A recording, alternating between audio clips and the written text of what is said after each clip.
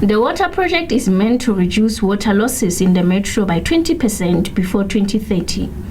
The mayor says if leakages are not dealt with by 2030, Mangaung will be losing more than 60% of its piped water. The project is expected to continue for 2.5 years.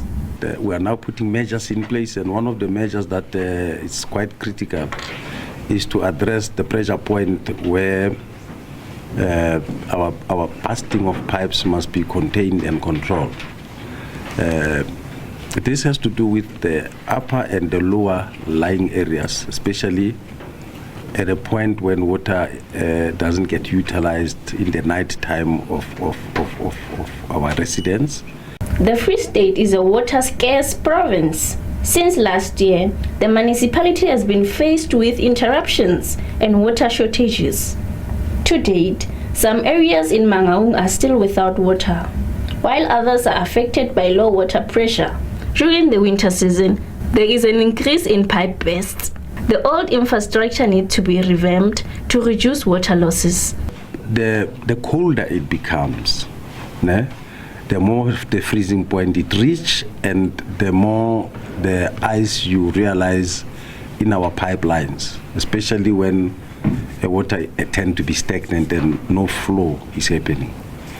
And that icing, when it come across hot water in the morning when people are preparing to go to either work or school, the combustion that meet the two consequently result into explosion. That's simple science, and that then would lead to the leakages. Adequate water pressure is necessary for water supply, but it is also a problem when the pressure is extremely high. The water gets collected at a reservoir and then it gets distributed. So we don't want to avoid pressure because we still have a minimum level of service that we need to give to the residents, meaning that when you open your tap, you have sufficient water coming out, that it's not trickling too much. So we have a minimum level of service which is prescribed by the municipality. So we need pressure, we just need to manage excessive pressure while also adhering to the minimum level of service. Ntatisi says water losses will always occur, but they can be reduced by removing illegal water connections.